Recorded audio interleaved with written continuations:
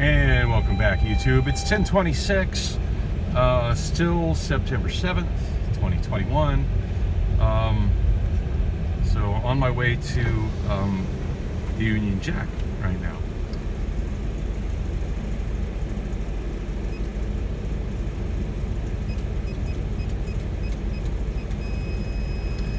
Just love the security gate.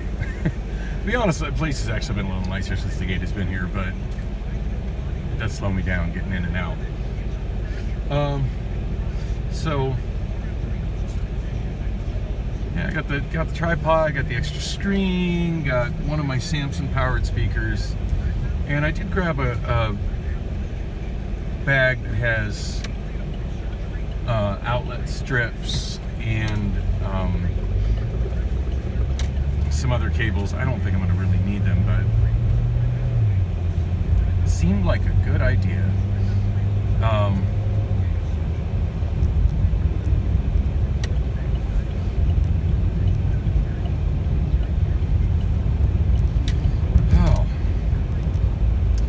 I've been just eagerly waiting for so long. The show was supposed to start on the 31st.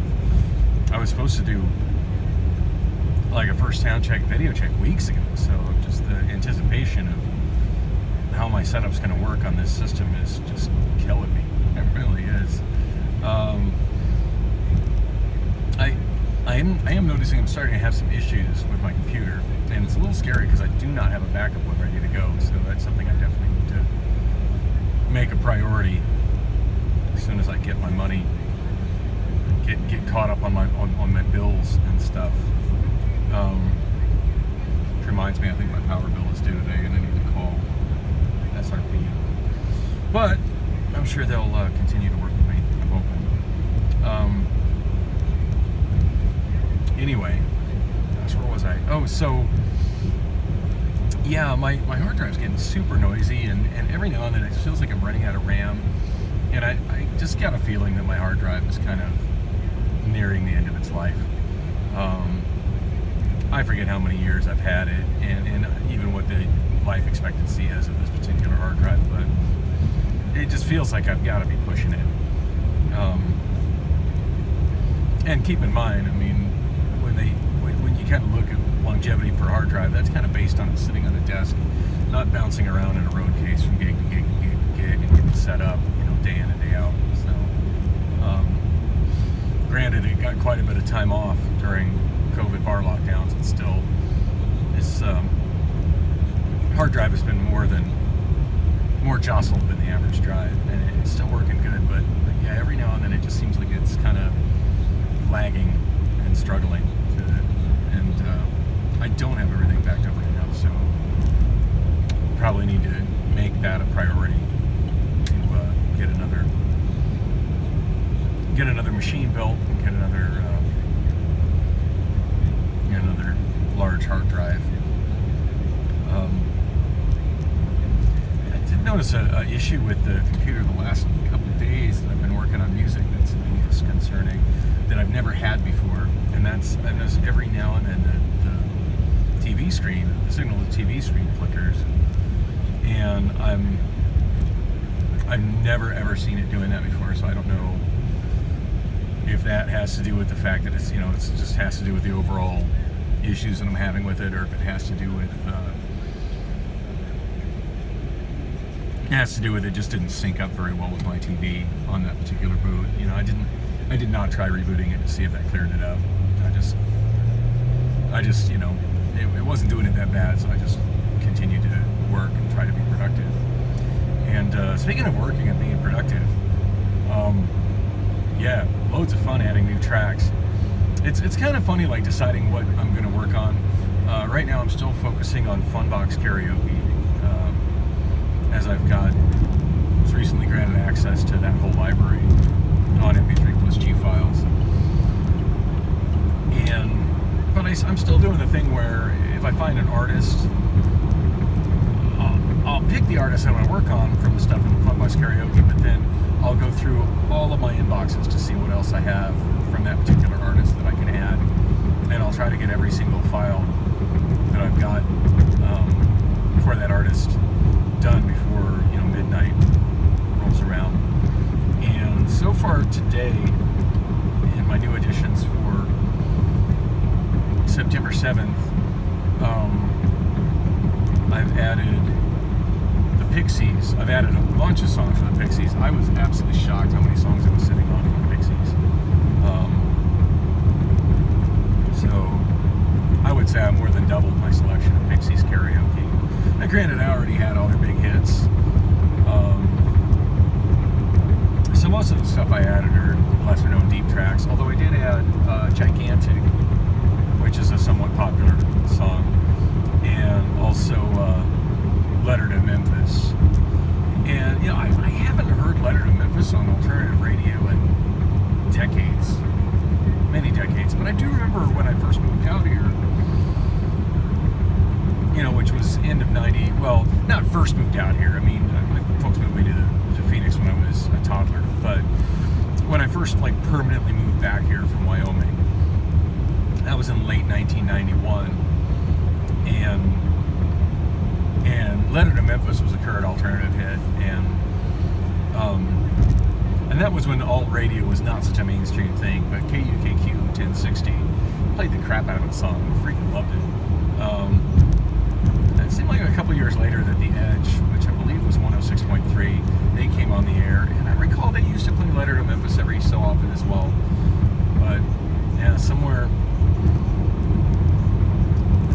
after alt rock became really mainstream in the mid 90s, Letter to Memphis just kind of dropped off the radar. But anyway, I got it for karaoke now. I'm going to assume I'm not the only one who remembers it. So yeah, added Pixies, added oh my gosh, what was the other artist I was working on this early this morning? I'm totally drawing a blank. That's not good. Wow.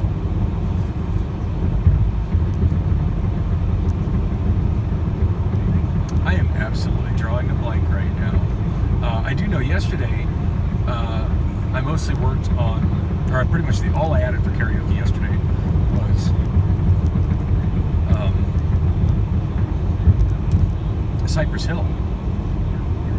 And I did go through everything that I had for Cypress Hill, which was only 4 tracks, but still pretty cool stuff. I did quite a bit of effort on my Cypress Hill videos as well. I added more videos and also some more actual songs. So that was pretty cool.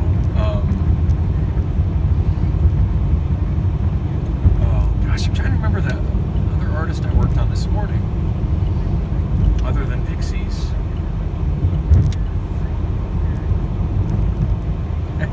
It's just killing me how I can't remember it right now. Because I know I was enjoying singing along with the songs.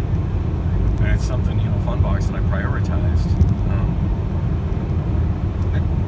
And I don't have the Obama phone with me to look it up really, cheat and look it up really quick. Yeah.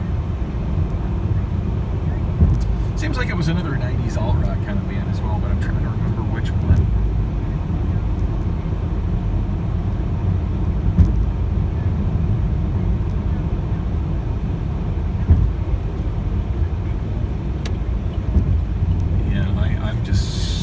Absolutely straining my brain and can't remember, so I probably shouldn't dwell on it. It'll come to me when it comes to me, because it's certainly not coming to me now.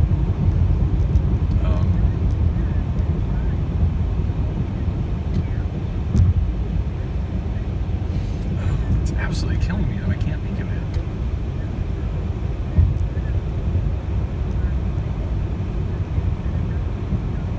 I'm trying to like mentally visualize looking at my just added page and what the big chunk is that's between the Pixies and Cypress Hill.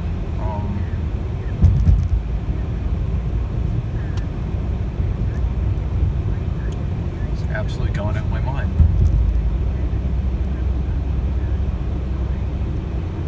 I wonder if that's a symptom of Alzheimer's. It should be top of my mind. I mean, I worked on it for hours, but I absolutely cannot remember right now.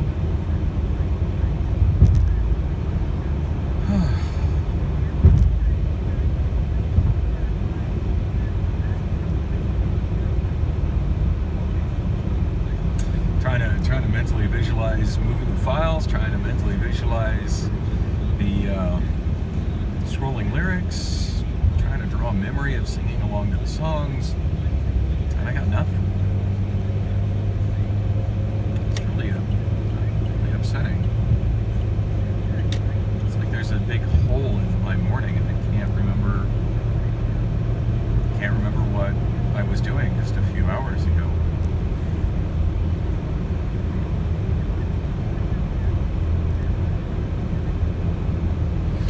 Anyway, I shouldn't stress on it. The more I think about it, the more it's going to upset me. And today is not a day to be upset.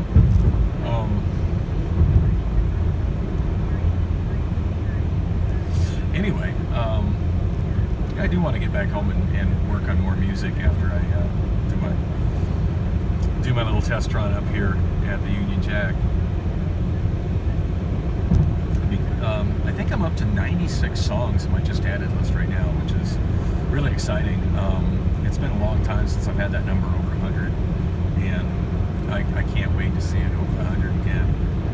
So I know the thing that's at the bottom of the list is Living Color, Open Letter to a Landlord, and that was the only song that I did that particular day. So and it seems like that was around the 13th or 14th of August, so it's several days until things start dropping. I believe the just added list goes back 30 days.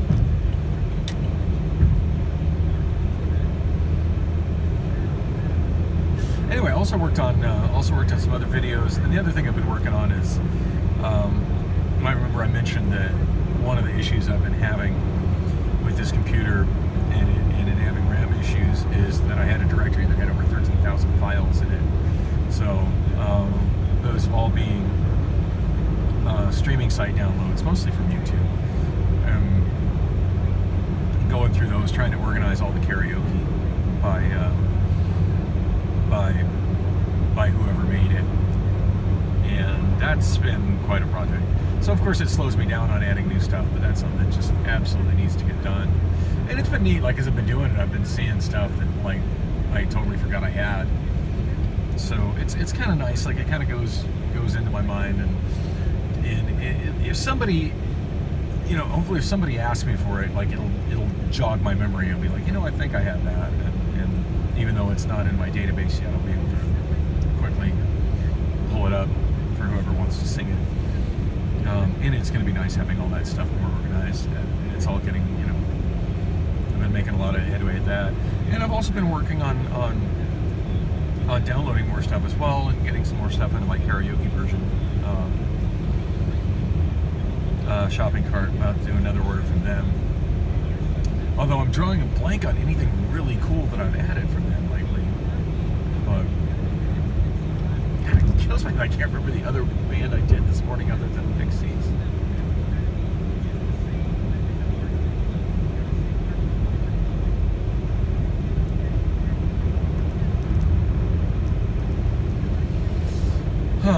Anyway, so yeah, lots of new karaoke being added, lots of new music videos being added, some songs being added. The other thing I've been definitely working on is ABBA. You know, I don't think I've mentioned that on my vlogs. Friday morning, most unexpected thing to happen to me Friday morning. Not to be confused with Friday late afternoon when I woke up and was bombarded by three what I felt were bad phone calls back to back. Turns out one of them was a very positive phone call. I just kind of misread it. But Friday morning, I was pulled an all-nighter Thursday night, just couldn't sleep, and my computer was over at Bullock, so I couldn't work on music.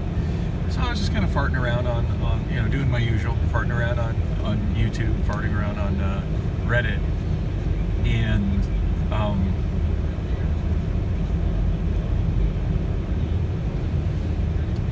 ooh, sneaky cop.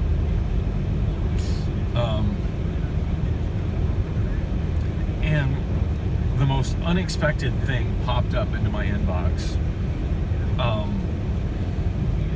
a promotional video for new music, a new album, and a new tour from ABBA. And yes, you heard that right, ABBA, the Swedish pop group that was the biggest, probably one of the biggest things to happen in the 1970s. Their last album was released was The Visitors, which was released in 1981. They did release some music in 1982, some singles, but they never did release a full album after that. And internal struggles, the band broke up, but left just a really strong discography of pop music that's better than what people generally associate with pop music. And these songs have remained so popular. I mean, granted, everybody knows, Dancing Queen, but so many other good songs, and it's, by no means my favorite band, but it's certainly a band that I've enjoyed since I was a little kid. And I believe I've owned every single one of their albums at one time or another. And one thing about an ABBA album compared to most pop albums, an ABBA album from beginning to end is all solid, good, well-produced, well-written music. Their harmonies are just phenomenal, and yeah, that's definitely not a band I ever expected to be getting back together. So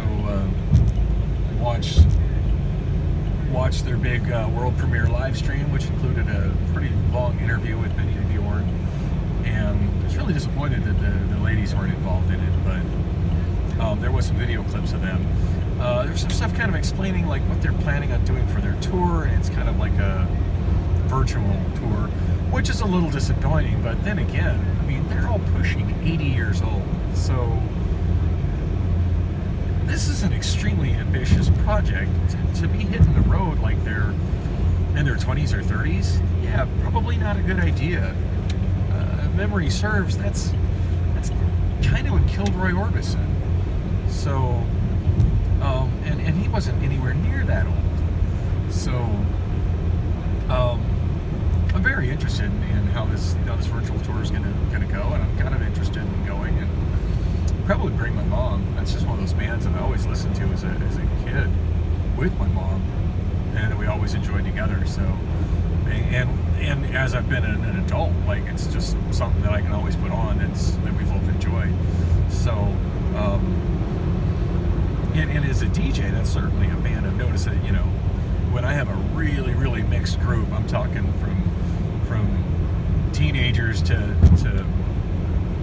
the elderly, I throw on an ABBA video and everybody's grooving. That's just usually how it works. Even people that are into heavier rock or into country will still enjoy it. And anyway, the two new songs, not as catchy as any of their old hits, but still really good. The vocals and the harmonies and the writing and production are just stellar on both of the new songs. I can't think of either of the names of them, but I've been playing them both pretty constantly since Thursday. In fact, I have the video for the one that has an actual video. I do have that added to my music library. I've downloaded the lyric video they made for the other one, but I haven't added that one to the library yet. And then the one that has the video, I made an MP3 of that song, but I haven't done the other song yet, but I'm going to. Kind of curious to see who gets karaoke out for those first, because last time I checked, the first song of the two that got put out, the one with the video, was sitting at something like 13 million views, which is pretty amazing for a band consisting of people that are all pushing 80 years old. So, that hasn't released anything in 40 years. So, pretty excited about. I'm completely on board for the ABBA comeback. And once I'm a little more caught up on my bills, I definitely do want to pre-order their new album. It's something I definitely want in my music collection, either on CD or vinyl. I don't want to get it vinyls because most of my ABBA is on vinyl, but I'm not kidding myself that it sounds better than a CD one, since this is all obviously digital recordings. Anyway, while I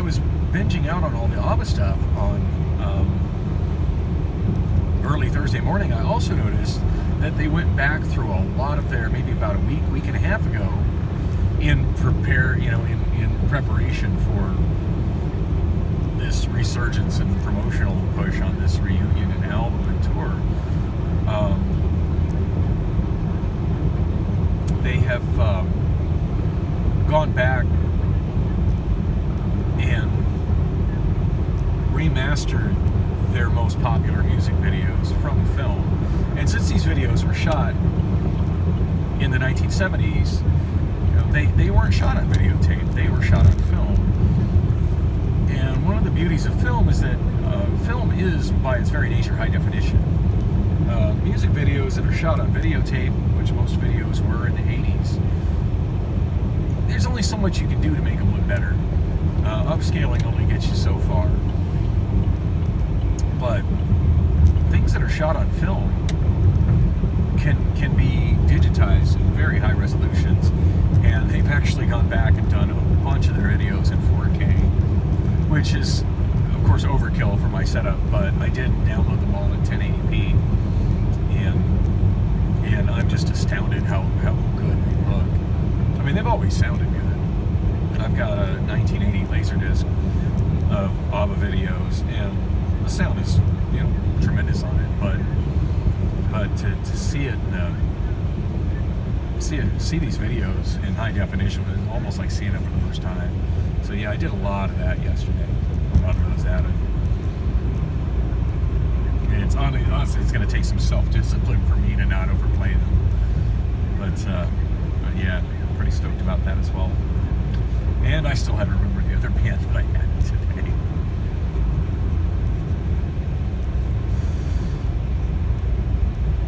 All right, so I did make a video the other day in a vlog about how to get to the Union Jack, and I think I'm going to make this be part of it as well. If you're coming from Central Scottsdale or the East Valley, it's the easiest way to get in. Yeah, take the Frank Lloyd Wright exit, which is also the same exit for Raintree. So keep going straight in Raintree, and then get in the leftmost left turn lane when you get up here to Frank Lloyd Wright. And don't turn on to Frank Lloyd Wright. Actually turn on to the southbound access road, which is actually Pima Road. But when you do it, be ready to make a quick right once you get onto the access road going southbound. You'll see me do it in a moment here. In all these trips I've taken to this bar, I found that this is by far the easiest way to get in and out, rather than trying to navigate medians and big shopping center parking lots.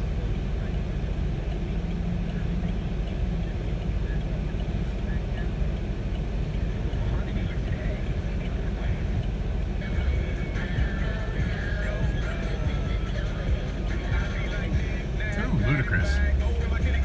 Also going to be adding some new Ludacris really soon. Definitely sitting on some Ludacris karaoke that I haven't added yet, including Oh. That should be a winner, at least over at Bullets.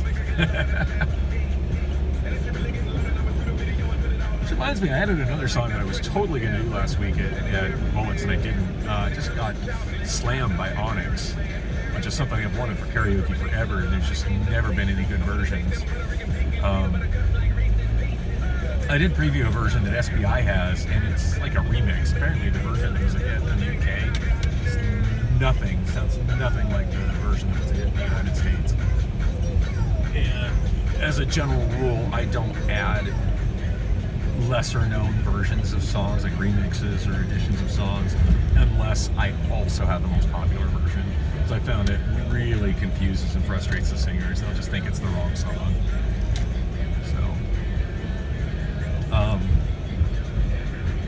And I could give some major examples of karaoke shows where I've seen this happen, but I'm here, so I'm going to do my thing. One I can think of that I remember getting burned on, just came right back to my mind, is the last time I saw Korn in concert, so pumped up. It was a great show and really enjoyed it. And of course, I girlfriend and I go out to a karaoke bar, and I'm all psyched. I'm ready to. I'm all psyched, and I'm ready to.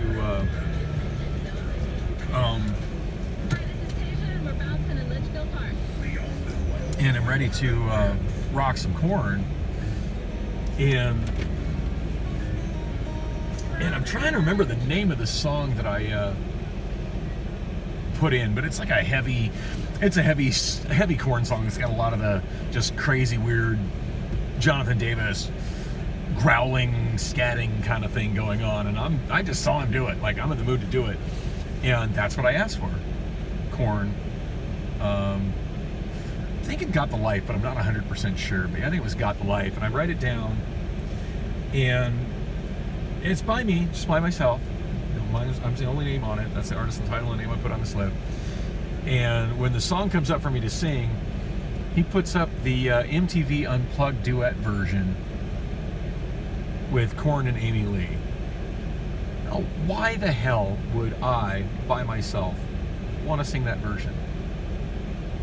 Now, more likely than not, the karaoke DJ in their library just has that labeled as Korn and the title, and nothing in the file name to let them know what it is. But yeah, that's a karaoke fail in my book. I was not happy about it.